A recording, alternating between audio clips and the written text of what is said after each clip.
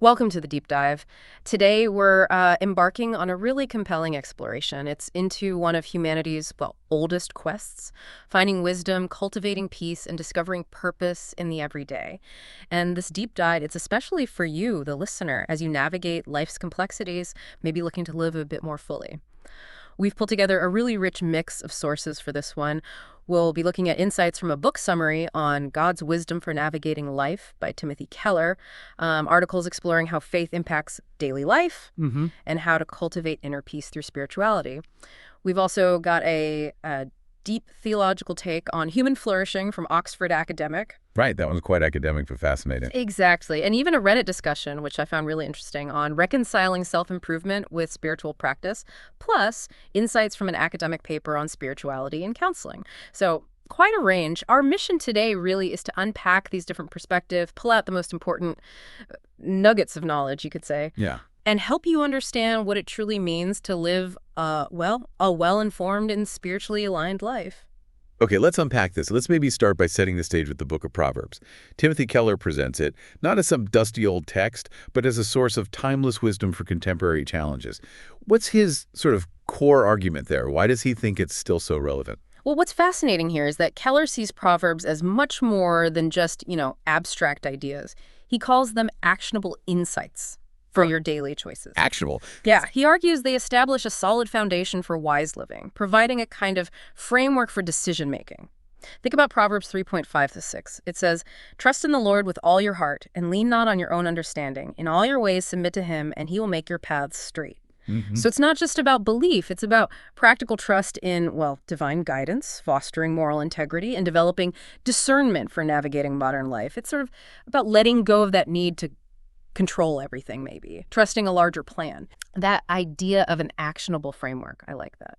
Now, moving beyond that specific foundation, Mary Rooney Armand's article really hammers home the broader impact of faith itself. She actually says faith changes everything. How does she back that up?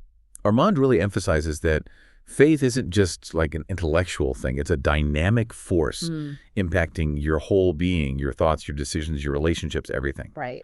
She shares this really powerful personal story about Hurricane Ida, where, in the middle of all that chaos, she found a sense of peace and this conviction that we would be okay because God was with us. Wow. And if we connect this to the bigger picture, faith kind of provides a steady compass, doesn't it? It acts as a launching pad for your whole life, decisions, crises, challenges. It offers, as she puts it, a supernatural connection to Jesus that brings freedom, comfort, wisdom, understanding, and peace. It's like finding an anchor when everything else feels, unsteady. And thinking about that sense of peace, another source we looked at, plenitude and peace in the presence of the Lord, it brings up this concept of divine joy. It says it's central to living abundantly, citing Proverbs 15.15. "A happy heart makes the face cheerful, but heartache crushes the spirit." What's different about this divine joy? Well, this source really highlights that divine joy does not depend on external circumstances, but on a close relationship with God. And that's crucial, I think. Yeah, that sounds important. Because it means this joy isn't just fleeting happiness. It sustains us when we face trials and strengthens us to persevere. It's a kind of joy that runs deeper. This perspective encourages seeking daily moments of gratitude and trusting in God's purpose. And that leads to what's described as a full life. Like in John 10:10, "I have come that they may have life and have it to the full." It's a richness that sort of transcends what's happening around you. Okay, here's where it gets really interesting, I think. We've talked faith, practical wisdom, but now let's zoom out a bit and tackle a bigger, more academic question from Neil G. Messer. What does it actually mean to flourish as a human being, especially from a theological viewpoint? He starts with this core idea that we're God's creatures existing for God's good purposes. Can you unpack that creature category for us? Yeah, it's a dense idea, but Messer unpacks it with three key insights. First, our origin and purpose. We owe our existence to God's good purposes, and we understand those purposes through God's self-revelation, primarily Jesus Christ in the Scriptures. Okay. Second, normative goodness and brokenness. Our existence is meant to reflect God's good purposes. But, and this is a big but, the world is profoundly broken and distorted by the presence of evil. That includes natural evil, like disasters and sin, which he defines as a basic distortion in our relationship with God. Right, the brokenness is hard to miss. Exactly. But there's also good news in the doctrine of salvation and what he calls eschatological hope. Basically, a deep hope for a future where evil is finally overcome. Eschatological hope. So a hope for the end times or beyond. Yeah, essentially a future-oriented hope for a reality beyond our current broken world where ultimate flourishing is fully realized. And the third insight is our teleological nature. That just means we're purpose-driven. Being a creature implies we have inherent purposes and goals. Mhm. And Messer makes this important distinction between ultimate ends, like eternal life with God, and penultimate ends, the important but not ultimate conditions of life right here, right now. That ultimate versus penultimate distinction feels really key. And Messer then builds on this, bringing in Karl Barth's idea of a divine summons that defines this creaturely flourishing. What are these four dimensions Barth identifies? Right. Barth talks about four dimensions of this divine summons. First is freedom before God, which is all about cultivating that direct, active relationship with the divine. Second, freedom in fellowship, which stresses the importance of good, healthy relationships with other people. Community, essentially. Makes sense. Third, freedom for life, meaning living a physically embodied, integrated life, being whole in our physical selves. Right. And finally, freedom in limitation, which is about finding freedom within the specific context we find ourselves in, our particular time, place, culture, and abilities. That third one, freedom for life, seems like it connects directly to how we often think about well-being today, especially health. But Messer has a bit of a critique there, doesn't he? He certainly does, and this raises an important question, especially given how modern society sometimes seems to equate flourishing only with physical or mental health. Yeah, exactly. Within that freedom for life, health is described as strength for human life, a capability, vigor, and freedom, the integration of our psychophysical functions. But Messer is really clear. Health is a real and great but penultimate good. It's important, but it's not the totality of human flourishing. So it's necessary but not sufficient, maybe. Precisely. He explicitly critiques the World Health Organization's definition for basically equating the two. His point is that in a fallen world, as he puts it, tragic conflict between human goods is possible. You might have to sacrifice some aspect of health for another important good, for example. So perfect flourishing, free from all suffering or limitation, is really that eschatological hope, again, that future-oriented hope for a perfected reality that isn't fully here yet. It's a reminder that even at our healthiest, we're likely still striving for something deeper. So what does this all mean then for the nitty-gritty of our everyday lives? It's one thing to grasp these big concepts, but how do they actually play out in our relationships, our work, even just how we talk to each other? Let's maybe start with Wisdom in Relationships from Keller's book. Keller gets very practical here, offering really actionable guidance. For familial harmony, he points to Proverbs 15.1. A gentle answer turns away wrath, but a harsh word stirs up anger. It suggests, calmness and empathy in conflicts instead of just reacting. Yeah, easier said than done sometimes, but crucial. Absolutely. For friendships, he emphasizes loyalty and honesty, referencing Proverbs 17.1 time. A friend loves at all times, and a brother is born for a time of adversity. That really calls for showing up for people, being present, forgiving, true support. And for romantic relationships, he talks about cultivating partnership based on love, faithfulness, mutual respect, citing Proverbs 18.22. The focus is on understanding and meeting each other's needs, both emotional and spiritual. It's about building that deep, lasting connection. And building right on that, Mary Rooney-Armand's butterfly living perspective adds another layer. She shows how faith can actually transform relationship challenges. She says faith helps turn relationship trials into stronger connections through understanding, forgiveness. Right. And this idea of faith turns conversations into compassion, fueling communication with kindness, selflessness. She cites Mark 4.2325 MSG, saying, "Giving, not getting, is the way."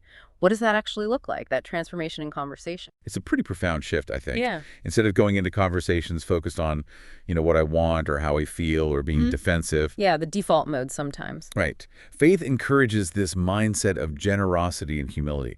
So when Armand talks about faith turning conversations into compassion, she means really listening, trying to understand the other person's perspective, speaking with kindness even when it's tough. It's about setting aside the ego, seeing the other person's worth, and trusting that by giving, whether it's your attention, empathy, or forgiveness, you're actually building stronger bonds.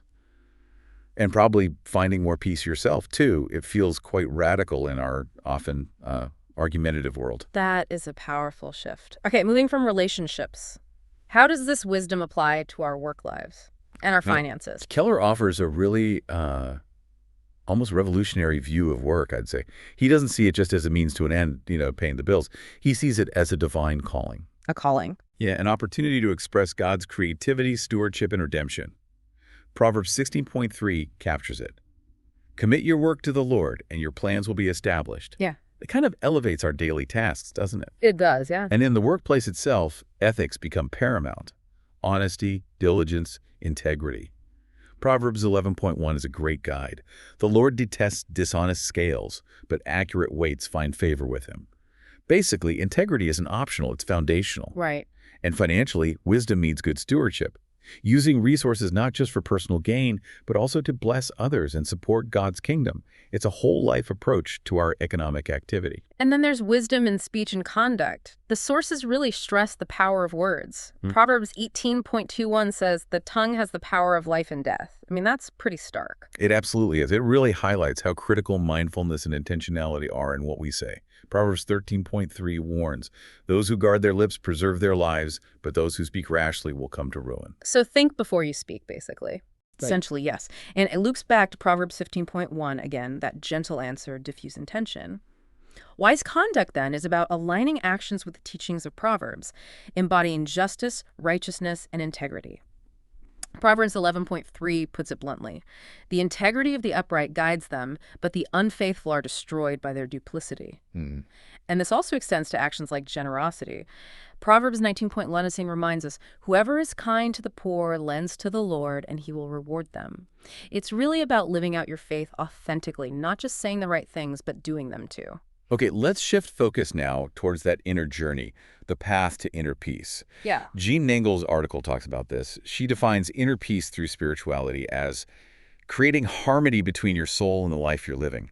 And she says it's achieved by connecting to something greater than yourself. She offers 10 practical ways to do this. Could you maybe share a few that really stood out to you? Nangel offers some really practical, grounded advice. One that I think is really powerful is cultivating self-awareness. Doing that through reflection, journaling, maybe mindful walks. It's not just navel-gazing, it's really connecting with your deeper inner needs. Getting to know yourself better. Exactly. Another one, which might sound a bit surprising on a spiritual path, is to question your beliefs. Oh, how so? Well, it's about actively letting go of outdated or limiting stories you might be telling yourself. Making space for genuine spiritual growth instead of just sticking rigidly to old ideas that might not serve you anymore. I see, okay. Challenging assumptions. Right. And then there's embracing your imperfections. This isn't about giving up, but about radical acceptance. Recognizing I am enough as I am right now. It helps release that constant pressure for perfection, which, fuels so much anxiety. These practices really aim to shift things on a deeper internal level. Those sound like really useful practices. And they seem to connect well with Mary Rooney Armand's 10 ways how faith impacts your life.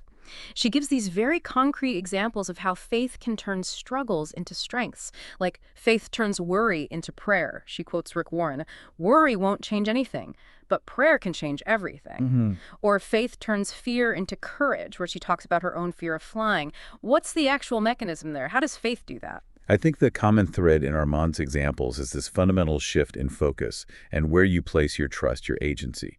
When faith turns worry into prayer, you're actively choosing to surrender that worry, that need to control, and place your trust in something bigger rather than just spinning your wheels mentally. Right, letting go. Exactly.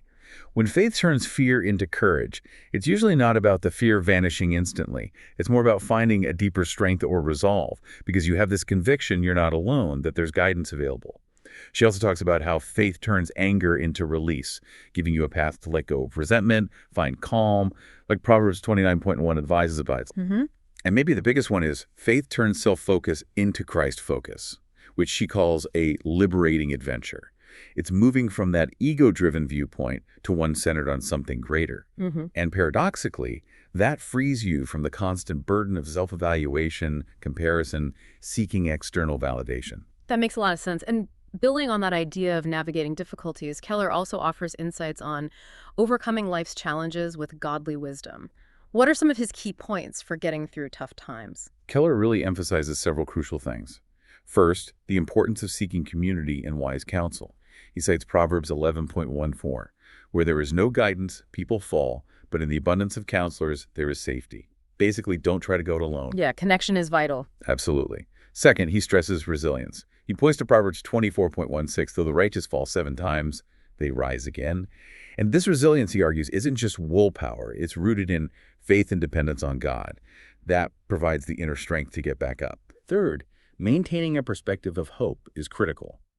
Proverbs 13.12 warns that deferred hope can make the heart sick.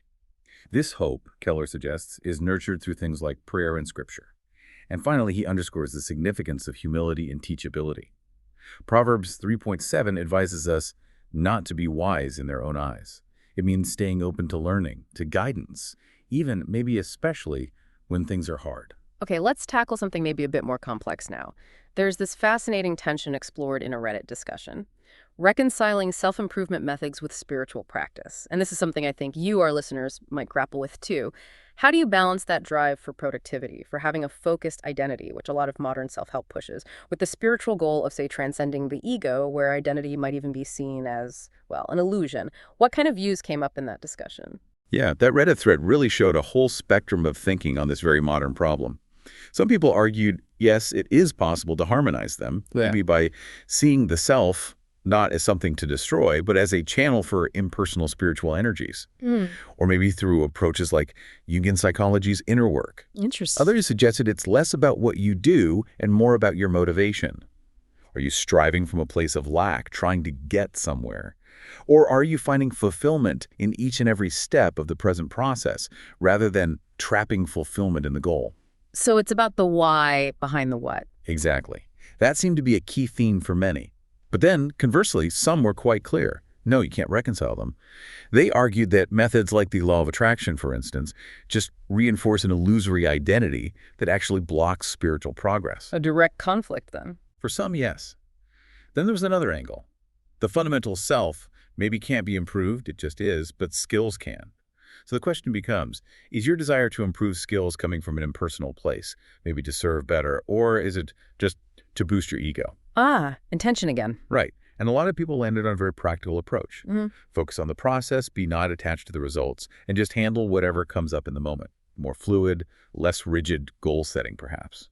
That's a really rich mix of perspectives, showing just how personal and complex this balancing act can be. And this actually raises an important question because Neil Messer's theological account, which we discussed earlier, also offers critiques of some common psychological models of well-being, like the hedonic and eudaimonic views. How does he engage with those from his perspective? Messer takes a very careful, nuanced yes, but approach here. He looks at hedonic views, the idea that well-being is basically about maximizing pleasure and satisfying desires, and critiques them because, from a theological standpoint, human desires can be distorted and disordered by sin. So what feels good isn't always what is good. Precisely. He points to the Sermon on the Mount, where Jesus warns against obsessing over material needs, calling them penultimate goods, not the ultimate goal. Then he looks at eudaimonic views, which are more about living a meaningful, virtuous life, encompassing things like self-acceptance, purpose, positive relationships, autonomy. That sounds closer to flourishing, maybe?